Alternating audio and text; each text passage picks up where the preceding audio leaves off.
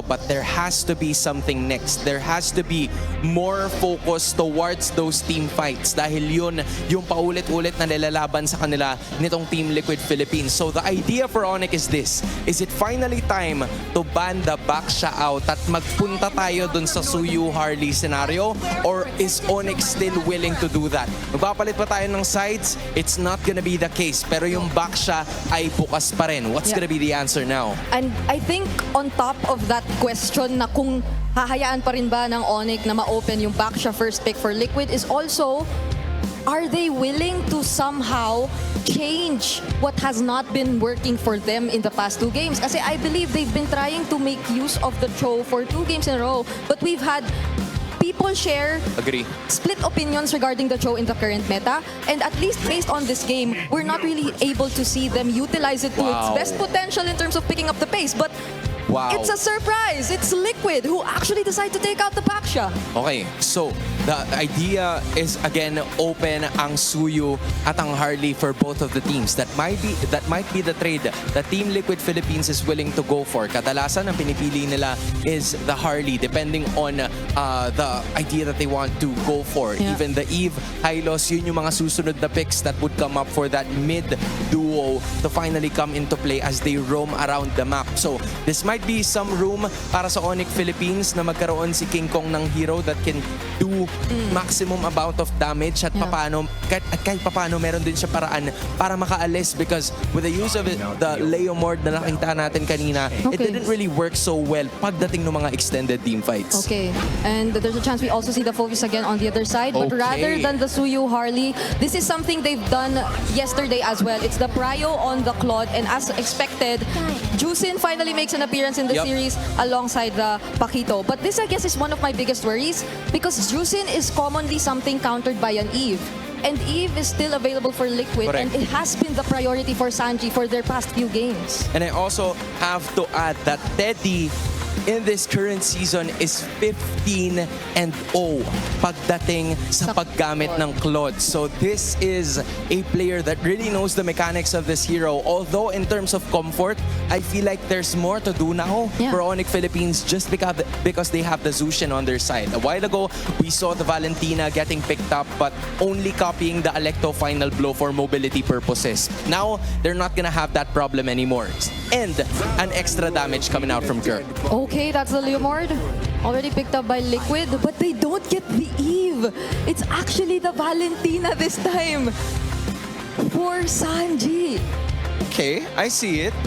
This is them probably anticipating na merong big ticket ultimate na makukuha ang Tlph dito with Onyx Red 3. So they're probably just waiting for that. Also, I'm wondering how it's gonna be, right? Because again, kung sisilipin mo, may chances na mag-pick sila kagad ng gold laner dito or maybe something else since there's still a lot of heroes open. And this is something na Coach Etomax shared to us. You really don't want to use the Leomord if you know that there's a potential Valentina on the other side. But there's a chance kasi na yes, it still gets picked up, but I don't think it would have been as much of a prio considering that the Jusin was already revealed and you already have a Paquito. So this is just Liquid really being decisive. It's not in any way preventing problems for the Leomord. Talagang ito lang yung gusto nilang kuhain na mid lane pick, and now you see the Suyo revealed for Onic. This is something I like kasi instead of a Red 3 Cho showing up, now it's a more proactive decision from Onic, I feel, to just lock in the Suyo as their jungler.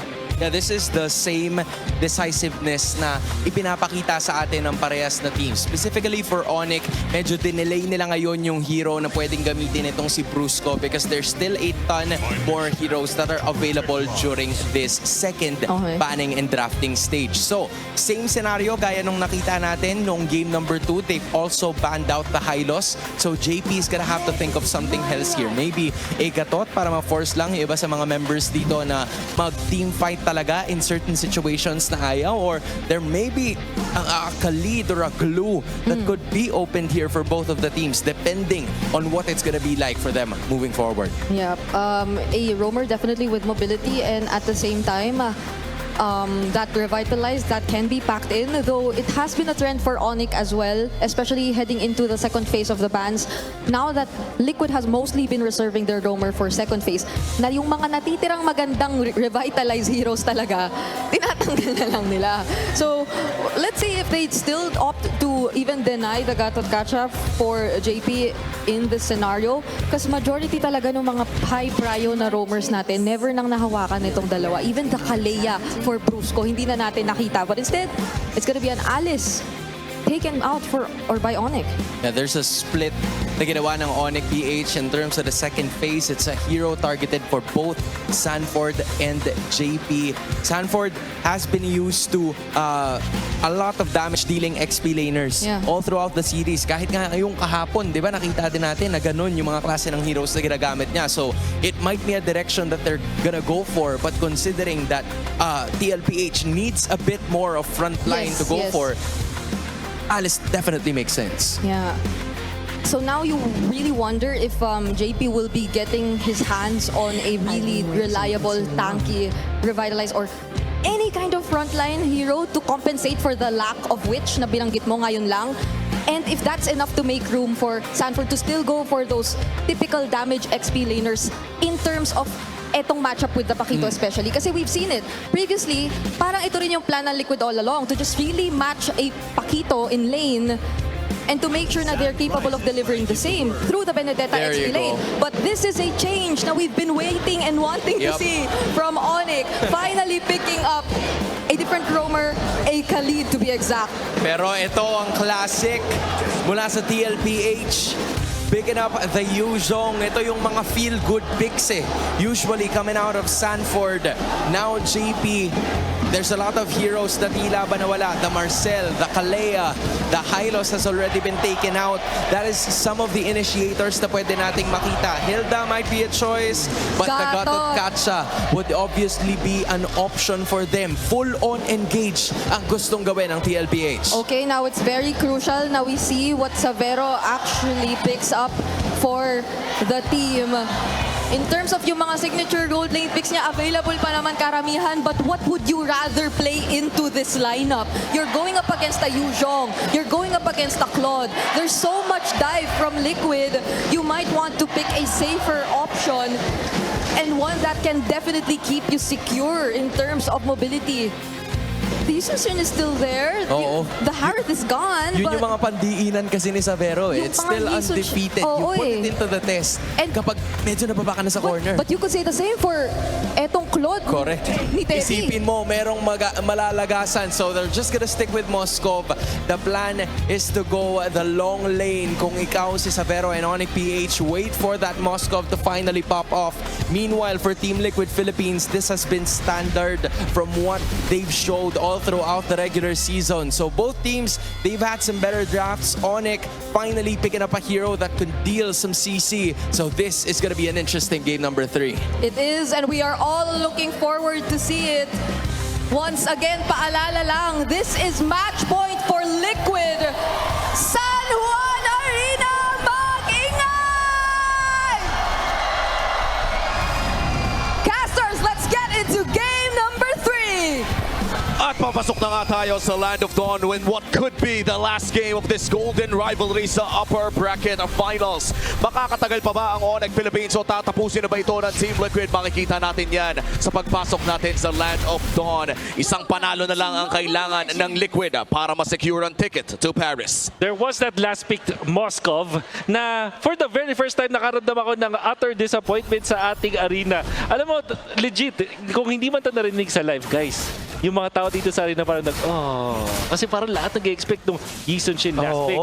But when I was thinking about the draft para dito sa Onic Philippines, I felt na masaya at nakaka-hype na talaga yung Yisun Shin. At the same time, hirap siya dito sa lineup ng Tlph. So I think that it all, in general, maganda naman itong Moskov last pick coming out from Onic Philippines. Oo, tsaka ang hirap din talaga mag-Yisun Shin against si Gatot Kacha.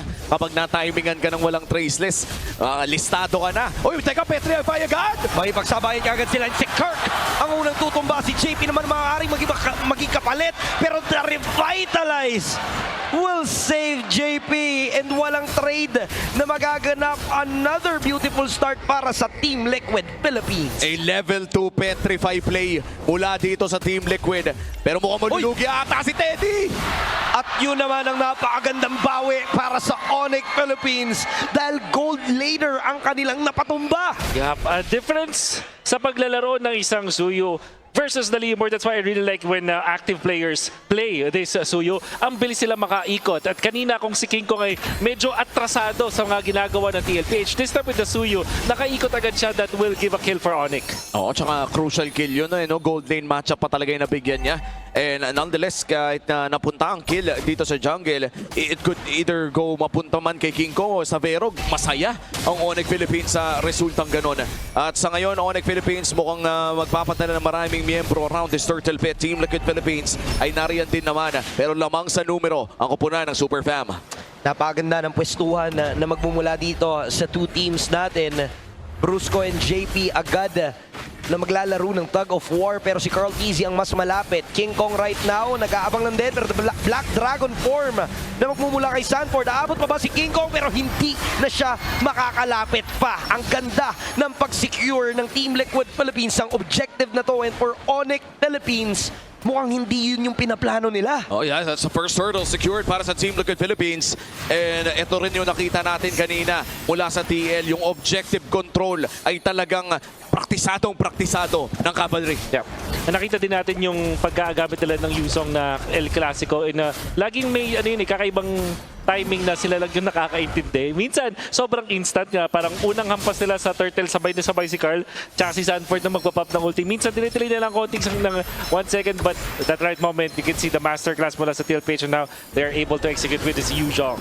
Oo, yung Petrify threat din kasi. Carl TC poking Super Prince, bagya lamang. And itong Petrify na hawak ni Sanford ay isa sa mga masasabi kong X-Factor ng Team Liquid Philippines during this early to the mid-game baseline. Wala naman masyadong nag-expect na bigla kang masastan mula sa mga ganitong klaseng hero. Oh, see kanina kung paano nila pinanish si Kirk, getting the first blood in favor of Tlph.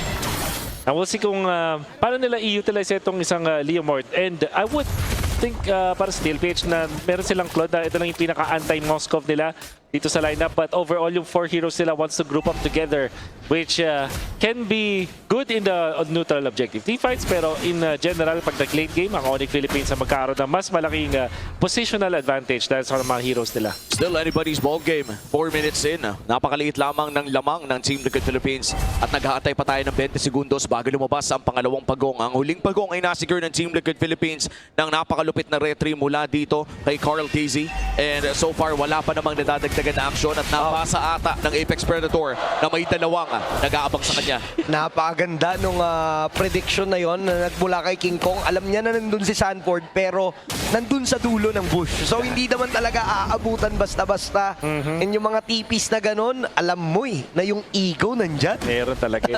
Nararamdaman natin yan. Onic, they are actually calling Savero in.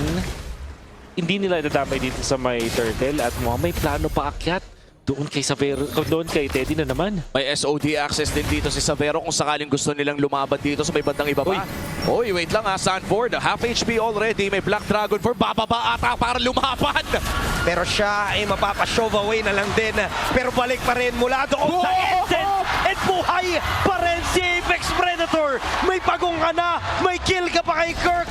Napakaganda ng ipinapakita dito ng Team Liquid Philippines. Minsan iniisip ko hindi pa ba aalis tong dragon na to? Low HP ka na. Ano bang iniintay mo? May chance ka nang umalis. Oo, may ramdam ko yung paggulat mo doon. Kasi kahit ako, iniisip ko bakit pa nalaban ni Sanford. Yun pala, na-practice nila na todo na nandun si JP. Merong connection siguro dito yung mga members ng Tlph. Sila lang yung nakakaintindi. Maybe they've experienced this in scrims many times na kapag nag-dive si Sanford, as long as makapag-petri at AOG ka, mababalik yung buhay with the Sha Essence, and that's exactly what happened. Bumabad na matagal itong si Sanford to eventually force Onic to commit on him, tapos meron ka palang AOG Revitalize na liligtas sa'yo. Noong may bago na naman atang mauuso na pinakita ang Team Liquid Philippines.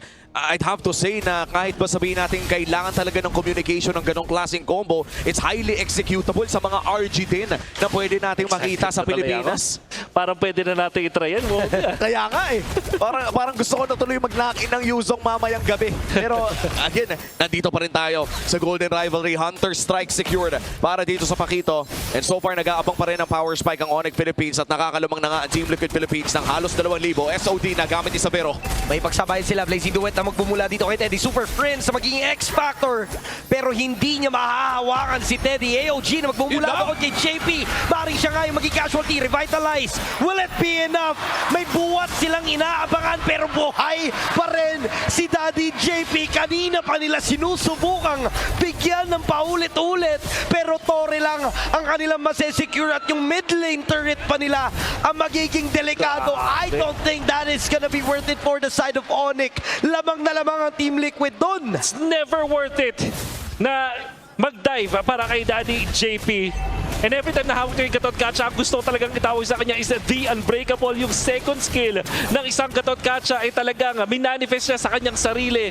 And embodying the unbreakable aspect na nagiging problema ng mga teams. Minsan yung AOG yung ginagamit niya pang out.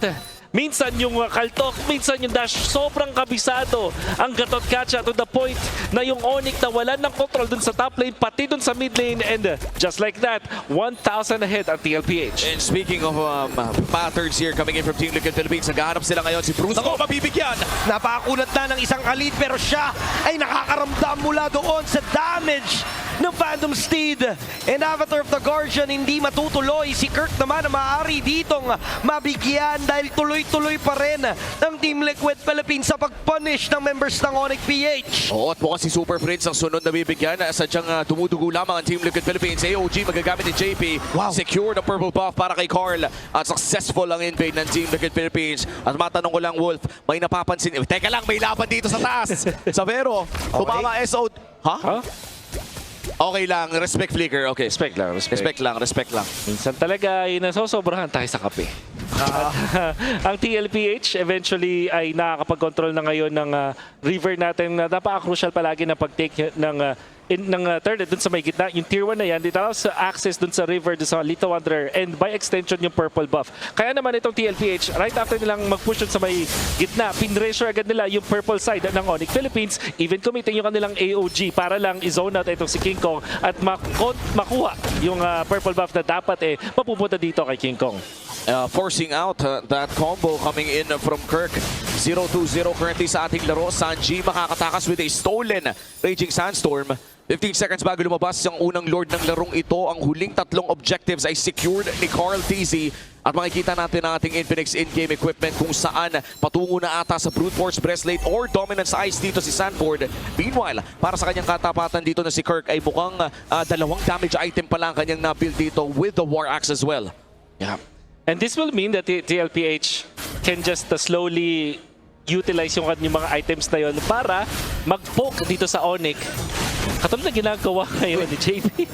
Tinatanggap lang talaga, hindi talaga nila mabigyan si Daddy JP. Sobrang kunat, may revitalize pa na available. Pero ngayon ay makikipagsabayan, kamuntikan. Maagaw ng SOD ni Savero. Pero on point pa rin talaga ang retribution ni Carl TZ. And ngayon si Brusco ang mamamaala. Matinahabol pa dito si Kirk. Pero si Sanford din naman ang mabibigyan. So that is gonna be a trade. Kaso nga lang may Lord na nasecure ang TLPH. At si Kirk naman dito ang mapagdidiskitahan ng tatlong miyembro ng Team Liquid Philippines at mag-isa haharapin ni Savero yung Lord sa top side habang hinahabol naman dito si King Kong. And when an outplay, matatakasan niya naman si Dakot pero hindi. Team Liquid Philippines pa rin ang mananaig. Super Fred still alive however at mukhang ayaw itong tigilan ni Carl at ni Teddy. Sees him in the zero push and that's a killing spree para dito sa clone ng Team Liquid at makakauwi naman ata si Savero. Dedepensa ngayon ng Onic Philippines. SOD commit at pasukin! Savero with a crucial SOD. Don't try and turn things around. And he will successfully kill the GOAT. Unbelievable gameplay mula doon kay Savero. But you gotta take note that TLPH TLPH already out 3 mga members ng Onic dun sa may bottom lane. Savero umuwi with that recall. Sabay niligtas ang araw muli para sa Onic Philippines. SOD landing. Tapos ang malupit pa doon, nakuha niya yung kill kay Carl at kay Teddy. 2 of the most important heroes to take down if you are the gold laner ng Onic Philippines. Dahil dyan, naangat yung kanyang gold. Still, malayo pa nga habulin dito ng Onic Philippines. Lamang pa rin naman ng TLPH. Pero in fact, itong Moscow ay activated na. 11 minutes pa lang. This is already good para sa Onic Philippines. And looking at Savero, pinag-usapan natin sa panel natin kanina na isa siya sa talagang bumubuhat dito sa Onic Philippines ngayon. A lot of doubts towards this Indonesian import sa simula ng Season 17 ng MPL. Maraming nagsabi na bababa ang kalidad ng gameplay ng Onic Philippines. Pero ngayon, in this game number 3, very crucial na manalo dito ang Onic para ma-deny ang match point dito sa Team Liquid Philippines na pagkapanalo ng serye, si Savero pa talaga ang nakikita nating bumubuhat. 100% win rate ang Claude so far ngayon. Itong si Teddy. Wini-wish na natin na mga last pick yung Jason Shin para 100% versus 100% yung bakbakan. But this time, Onic Philippines will go straight for this Moscow. Sinabi nga natin na make sense talaga na bumubuhat nga para dito sa Onic Philippines. Ngayon, ano ang sagot ng TLPH sa mga split push? Kasi parang dalawa yung tagagilid ngayon ng Onic Philippines. In fact, pwede pa nga maging tatlo. Isasama natin itong si King Kong. But that will not make so much sense. Parang kailangan gawin dito ng TLPH is mag-isip ng way paano i-manage yung mga gumigilid sa Onic. Tsaka hindi na rin ata pwedeng gawin ng Team Liquid Philippines yung ginagawa nila kanina pa with Sanford. No. Yung bumababad yung Dragon doon sa likod dahil binoburst na rin agad ng Onic Philippines ang Dragon ni Sanford the moment na lumalim siya. As we head on to the second Lord of the game, ang lahat ng ating mga objectives ay na-secure ng Team Liquid. Anong pwedeng gawin ng Onic para ma-secure ang susunod? Well, manage mo na yung long lane sa katulad ng ginawa dito ni Moscow, mag-split push at kumuha ng area outside of this Lord. At ginamit agad yung SOD. Early Oh, sisimulan na nga ng Onic dito ang Lord. In terms of long lane, mukhang even ang top lane natin. Walang kailangan sumagot sa papalapit na wave na yun. Pero mauuna ata ang Onic na mag-setup. Sila na nga magsa-start. Alam nila na wala yung SOD. Mapapatras naman ang members ng Onic Philippines. Nagkaubusan na ng mga ultimate dito. Wala yung Phantom Steed, wala din yung Blazing Duet.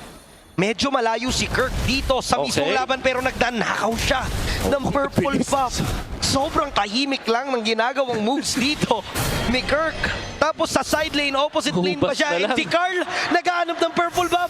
Wala na siyang inabutan. So right now, magkakaroon ng slight advantage yung Onic Philippines kung sabayang pagbigkas ang mangyayari. Pero Flicker ang gagamitin ni Super Friends upang makatakas doon sa initiation na ginawa ng Team Liquid Philippines. Oh, no. Lord Reset ang magaganap. Nakaangat lahat ng minion waves ng Onic PH.